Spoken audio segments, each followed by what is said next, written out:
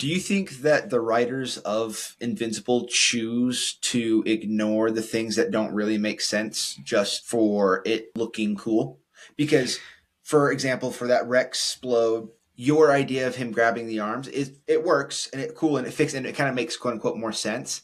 But visually, him reaching inside of his own body and grabbing his spine, and then his spine glowing and then exploding. I think visually, he grabbed a rib, but yeah. Or yeah, his rib. Yeah, it looks cooler. And so they're like, that looks cool and that sounds cool. You're probably right. Okay. And I do think that Invincible is, I don't think that's the only show out there that's guilty of this, but I think it is a main one of its caliber and like that's doing this. One, I do think that especially when people ask Robert Kirkman straight up, and he's like, oh yeah, I don't really give a shit about power scaling. It just doesn't matter. Like storytelling is the main thing, and it doesn't have to make sense with the past things that we've seen or the future things that we've seen.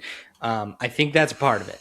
This is the other thing, and this goes for pretty much every movie, book, TV show, anything out there, okay? We as fans, we get to watch these things again and again and again and think about it, you know, for a week after, or I mean, we talk about that. What was that? Season 3? Yeah. So a year after, we're talking about Rex dying, and we get to sit here and dwell on it. So I do think that we have to, I think it's okay. You put it out there, it's open for criticism. Right. Okay. But I do think that most of the time, and most people, most creators probably aren't going to want to admit that this is the truth of, I didn't really think about that at the time. Now that everyone's pointing it out, I see that it doesn't make sense.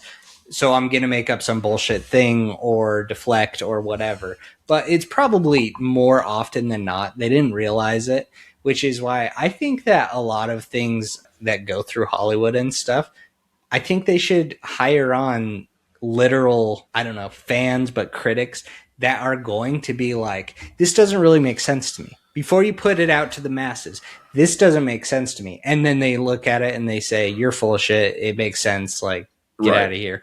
Or they're like, yeah, now that you say that, like, okay, how do we fix this now? Sure.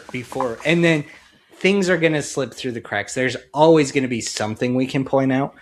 But I think that would help a lot if they went through a lot harder of a criteria. It boggles my mind that some of the things go through Hollywood and have screenings, and they're like, yeah, run it. And you're like, no, that shit didn't make sense at all, and it was trash. I'm not talking about Invincible, but just movies and stuff. Like, that's crazy.